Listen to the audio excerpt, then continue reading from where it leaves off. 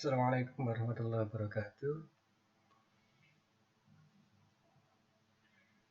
Pada kesempatan ini, saya akan mencoba memaparkan satu pendekatan pembelajaran yang menempatkan masalah sebagai fokusnya.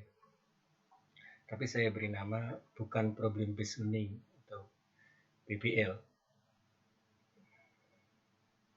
Sebagai pengantar, umumnya para guru matematika mengajar menggunakan urutan, menjelaskan, memberikan contoh, latihan soal, kemudian aplikasi. Yang dalam aplikasi itu salah satunya ada pemecahan masalah. Saya kira pilihan ini logis juga karena atau berangkat dari satu asumsi bahwa anak bisa menyelesaikan soal yang sulit ketika dia sudah memahami dengan benar konsep yang terkait dengan masalah yang harus diselesaikan. Masalahnya adalah seringkali di kehidupan kita dihadapkan pada satu situasi di mana kita belum sepenuhnya memahami hal itu gitu. Tapi kita dihadapkan dengan masalah itu. Dan ketika sekolah itu memang didesain sebagai miniatur kehidupan, sudah selayaknya di kelas itu anak juga dibelajarkan untuk menghadapi sesuatu yang dia tidak punya pengetahuan yang utuh, belum punya pengetahuan terhadap sesuatu yang dihadapkan padanya itu. Nah, yang kita bahas kali ini terkait dengan itu. Nah, sedikit berbelok tentang problem based learning atau pembelajaran berdasarkan masalah. Saya kira semua guru sudah banyak menulis hal itu di guru matematik ya, sudah banyak menulis hal itu di RPP-nya. Karena karena model ini atau pendekatan ini menjadi salah satu pendekatan atau salah satu model pembelajaran yang direkomendasikan di kurikulum yang sedang berlaku saat ini atau kurikulum 2013. Tetapi apa iya itu sudah termasuk PBL itu, problem based learning? Saya belum berani mengatakannya itu iya. Sebagian besar saya kira belum memenuhi kategori PBL itu. Dilihat dari kompleksitas masalahnya, keterkaitan dengan topik atau materi atau pelajaran yang lainnya. Juga mungkin masalah yang diangkat, kontekstualitas masalahnya seperti apa. Maka kali ini kita tidak membahas tentang problem based learning, tapi kita bahas tentang teaching through problem solving atau mengajar melalui pemecahan masalah. Apa itu teaching through problem solving? Sedikit saja kita ulas.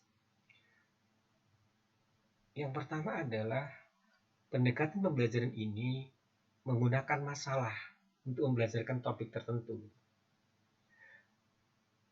Masalah di sini tidak harus kontekstual gitu. Matematik pure juga nggak ada masalah. Jadi matematik pure juga boleh gitu. Jadi nggak harus masalah kontekstual.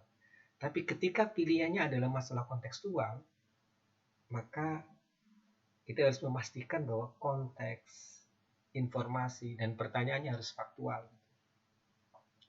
Artinya konteksnya harus ditemui dalam kehidupan sehari-hari, informasinya juga nggak mengada-ngada, pertanyaannya pun memang di kehidupan butuh dijawab gitu. Dan pertanyaan memang ada di kehidupan pertanyaan seperti itu. Ilustrasi sederhana sudah begini misalkan. Kita ngomong tentang perbandingan misalkan. Ketika muncul pertanyaan, jika perbandingan diketahui, terus perbandingan usia misalkan diketahui, perbandingannya diketahui, kemudian ditanyakan berapa jumlah usianya misalkan. Nah, saya kira pertanyaan tentang jumlah usia itu nggak faktual gitu. Karena di kehidupan kita nggak pernah ditanya tentang jumlah usia gitu. Tapi kalau selisih usianya itu masih mungkin, itu hal kecil terkait dengan pertanyaan yang faktual itu seperti apa. Nah kembali, pada pendekatan teaching through problem solving ini, siswa belum mempelajari konsep, ini kata kuncinya. Tadi di awal, di pengantar sudah saya katakan bahwa seringkali kita dihadapkan pada situasi di mana kita belum memahami itu, tapi kita sudah dihadapkan dengan hal itu. Jadi di pendekatan ini siswa belum belajar konsep yang digunakan untuk menyelesaikan masalah. Nah, karena dia belum belajar, maka pilihan desain kelasnya adalah diskusi kelompok kolaboratif gitu. Jadi mereka bisa menyelesaikan problem itu dengan diskusi bareng teman-temannya. Namun hal ini butuh keyakinan guru.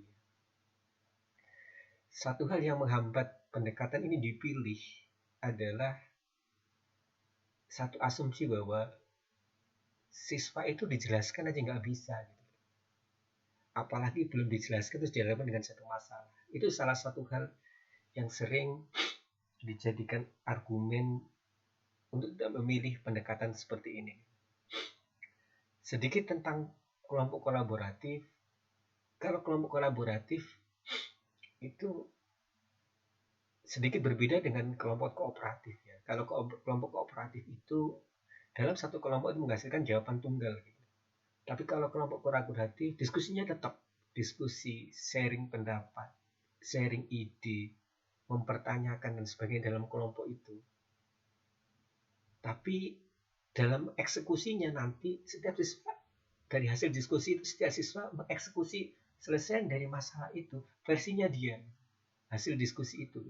Kalau kelompok kooperatif itu satu kelompok jawabannya tunggal gitu.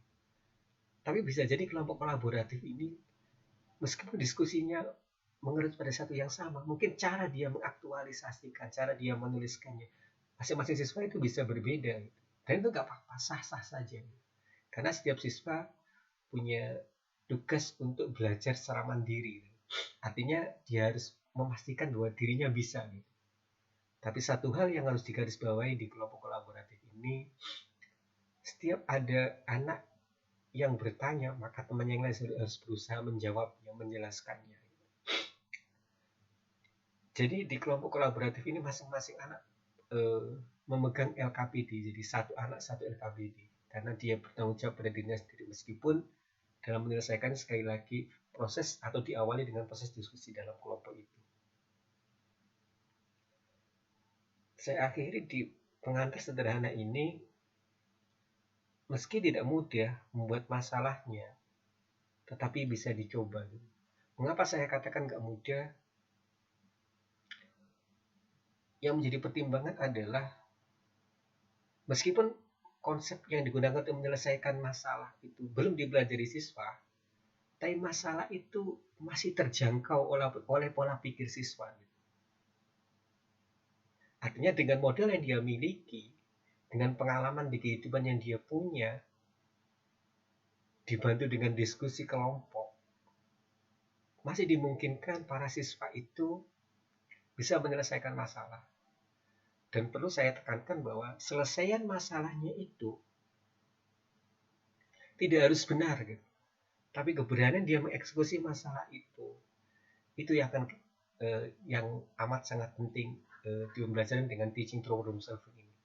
Terkait urusan kebenaran solusi masalah itu dan konsep yang akan dibelajarkan, pasca dia mempresentasikan hasil diskusinya, dan disitulah diskusi klasikal guru menjelaskan konsep yang akan dibelajarkan berpandu pada masalah yang diberikan di depan. Akan saya berikan 3 contoh terkait dengan teaching problem solving itu. Contoh pertama adalah pada topik perbandingan senilai. Nah, saat belajar ini, saya tidak akan menjelaskan tentang perbandingan senilai itu apa. Tetapi saya mencoba untuk langsung menghadirkan masalah pada anak-anak itu. Masalahnya adalah seperti ini gitu. Jadi saya ambil di laman di Google itu ya, ada satu resep pembuatan wedang pokak untuk 4 porsi seperti yang ada di kanan itu. Kemudian problemnya adalah Sebagai upaya untuk meningkatkan daya tahan tubuh, setiap pagi Bu Diva selalu menyediakan wedang pokak untuk keluarganya menggunakan resep di samping. Jika Bu Diva ingin membuat 6 porsi, berapa gram gula merah yang dibutuhkan? Meskipun sebenarnya dibutuhkan informasinya adalah hanya 200 gram gula merah dan saja 4 porsi itu untuk menjawab masalah ini. Tapi resep ini saya berikan utuh. Saya punya tujuan bahwa era saat ini adalah era banjir informasi. Maka dibutuhkan satu keterampilan, kita belajarkan berdasarkan keterampilan untuk memilah dan memilih informasi mana yang terpakai, mana yang tidak. Dan informasi ini saya berikan utuh meskipun bisa dikembangkan ke sana kemari. Problem ini saya kira bisa digunakan untuk meskipun anak belum belajar tentang perbandingan senilai, saya yakin mereka bisa menyelesaikannya. Mereka bisa menyelesaikannya. Dan saya punya keyakinan itu. Setelah mereka diberikan waktu untuk menyelesaikannya, 1-2 anak diminta untuk memaparkan hasil diskusinya ke depan, misalkan atau hasil pekerjaannya sendiri yang berpadu pada diskusi kelompoknya ke depan. Dan dari situlah kita menanamkan konsep tentang perbandingan senilai. Apa? Kan ketika banyak porsinya naik gitu, maka banyak gula merah yang dibutuhkan itu juga naik. Pada soal ini yang cuma kita tanyakan adalah 6 porsi itu, 6 porsi. Berarti kan ketika kita punya 4 porsi itu, gula merah yang dibutuhkan itu adalah 200 gram. Pertanyaannya adalah 6 porsi itu dibutuhkan berapa? Mungkin pertanyaannya bisa kita lanjut misalkan. Nah, kalau misalkan kita butuh 10 porsi, berapa gula merah yang dibutuhkan? Sampai pada kalau kita butuh K porsi, berapa gula merah yang dibutuhkan? Artinya dari sini kita belajarkan konsep bahwa semakin banyak porsi yang dibutuhkan, maka gula merah atau berapa porsi yang ingin dibuat, maka gula merah yang dibutuhkan semakin banyak. Dan itulah konsep perbandingan senilai. Bisa jadi kita dari sini selengkapnya kita tulis. Nah, kalau saya punya grafik ini yang sumber datar ini menyatakan banyak porsinya, sumber tegaknya menyatakan banyak gula merah yang dibutuhkan, silakan digambar. Gitu. Itu kan representasi grafik dari perbandingan senilai itu hanya dengan satu problem ini. Gitu. Dan dari sini pun kalau kita tanyakan kalau kita butuh atau membuat porsi, ini kan nanti akan muncul persamaan. Gitu. Terkait hubungan antara banyak porsi dengan gula merah yang dibutuhkan. Dan ini kan muncul persamaan dari itu perbandingan senilai itu. Dengan contoh sederhana ini, mudah-mudahan bisa memunculkan sedikit keyakinan teman-teman guru bahwa tapi perbandingan senilai itu tidak selalu harus dibelajarkan dengan memberikan contoh, menjelaskan terlebih dahulu baru aplikasi. Tapi anak bisa langsung dihadapkan pada satu problem seperti ini. Dan saya yakin teman-teman guru bisa lebih kreatif untuk mengajarkan perbandingan senilai dibandingkan saya contohkan ini. Contoh yang kedua tentang volume balok gitu. Saya kira konsep volume balok ini kan materi mengulang ya saya kira. Materi mengulang. Dan saya kira anak-anak sudah hafal gitu. Anak sudah hafal bahwa volume balok dengan panjang P, lebar L, tinggi T itu volumenya adalah panjang kali lebar kali tinggi. Nah kalian sudah, meskipun saya meyakini mereka belum tentu tahu konsep secara benar volume itu apa sih gitu. Tapi rumus ini sudah kepegang. Sebenarnya volume itu kan bisa saya katakan banyak kubus satuan yang tepat mengisi bangun ruang tersebut, itulah volumenya. Jadi banyak kubus satuan yang tepat mengisi bangun ruang tersebut. Nah, problem yang saya angkat adalah kita mau membuat balok tanpa tutup ya, yang pada akhirnya nanti menghasilkan balok tanpa tutup itu volumenya maksimal gitu. Jadi kita punya kertas HVS A4, ukurannya ini pun saya sesuaikan dengan dengan yang ada di ukuran sebenarnya ya. Jadi panjangnya 210 mm,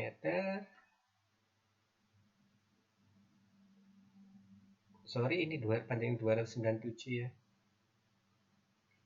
sementara lebarnya itu 210 misalkan pada kasus ini, pada gambar ini ya, milimeter. Cara yang dibuat untuk membuat balok ini adalah kita memotong bagian sudut-sudutnya berbentuk persegi. Jadi setiap potongan ini berbentuk persegi, yang akhirnya berubah jadi seperti ini. Pertanyaannya adalah, jika dulu menginginkan ukuran panjang setiap rusuknya itu bulat, artinya panjang ini bulat ya, artinya dalam milimeter kalau dia bulat, maka berapa volume maksimum balok tersebut? Nah, kalau memang teman-teman merasa anak cukup kesulitan untuk menemukan itu, boleh misalkan di LKPD-nya ditambahi dengan satu tabel gitu, boleh ya, satu tabel. Artinya jika potongan ukuran persegi panjangnya misalkan 10 mili panjangnya ya, yang dipotong 10 mm misalkan, maka panjang lebar ini ukuran potongannya ya, misalkan 10 mm, panjang lebar tinggi balok yang terbentuk berapa, terus volumenya berapa, boleh dikasih penuntun ini silakan gitu. Tapi saya cenderung lepas saja, kalau saya cenderung biarkan mereka berkreasi, kalau saya cenderung seperti itu. Bagaimana dia mendiskusikannya untuk menyelesaikan seperti apa gitu. Siapa dia mencoba terus semakin besar potongannya, ukuran dan sebagainya, maka dia akan mencapai satu titik di mana pada akhirnya nanti volumenya turun lagi gitu. Nah, dia akan menyelidiki itu gitu. Dia akan menyelidiki itu gitu. Bagaimana pola penyelidikannya, bagaimana menentukan yang dicoba-coba ini seberapa dan sebagainya. Itu biar mereka gitu. Yang pada akhirnya sekali lagi kita bahas tentang kita mengajari tentang bagaimana dia merencanakan penyelesaiannya, bagaimana dia memilih pendekatan, mengapa pendekatan dipilih seperti itu. Mungkin saat diskusi nanti kita ngomong efektivitasnya misalkan seperti apa misalkan. Itu saya kira, dan ini kan, dan kurikulum kita kan kurikulum spiral ya, sekali lagi volume balok itu kan sekali lagi mengulang materi SD, sehingga di SMP ini kedalaman dan keluasannya harus lebih meningkat dibandingkan yang SD itu. Terus teman-teman berpikir seperti ini kan terkait dengan materi SMA, terkait dengan turunan, atau terkait memaksimalkan terkait dengan turunan. Ini kan kita nggak ngomong turunan, tapi kita mencoba untuk memotong itu dengan ukuran tertentu. Dari situ aja dia biar anak-anak itu belajar membaca pola. Oh, polanya ketika potongannya semakin sini dia masih naik, volumenya dia masih naik dan sebagainya. Tapi ketika potongan saya berpusat seperti ini, oh dia volumenya turun ya, berarti nanti volumenya maksimal itu ada di sekitar sini, potongannya harus sekian gitu. Dan keterampilan seperti itu membaca pola itu saya kira dipakai di kehidupan. Di sini kan saya nggak menginginkan mereka membuat satu rumusan volume itu sama dengan dalam satu variabel tertentu gitu. Udah. Tapi sekali lagi dalam hal ini saya hanya ingin membelajarkan tentang bagaimana siswa menemukan pola gitu. Karena menemukan pola menjadi sesuatu hal yang penting di kehidupan menurut saya. Contoh terakhir yang kita bahas pada kesempatan ini adalah, nah ini barisan aritmetika gitu.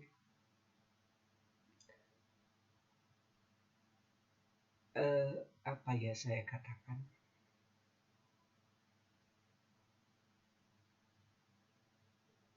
Mungkin barisan aritmetika ini sudah banyak mencoba memakai konteks yang lain dan sebagainya.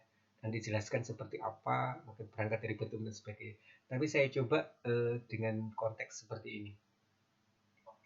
Jadi Abdul pertama kali mengganti oli mobilnya setelah jarak tempuhnya 8.000 km. Itu. Tapi untuk pergantian oli berikutnya, Abdul mengikuti petunjuk di samping. Artinya setiap tambahan 10.000 km baru dia ganti oli. Tapi untuk yang pertama dia tidak tidak mengikuti aturan itu, tapi untuk pergantian oli berikutnya aja. Pertanyaannya adalah pada pergantian oli kedua berapa kilometer jarak tempuh mobil Abdul gitu. Dari yang kedua ini dia bisa ngelis gitu, dia pertama 8.000 misalkan, pertama 8.000, kedua ya berarti kan 10.000 kilometer, berarti tambah 10 ini 18.000, dia bisa ngelis seperti ini.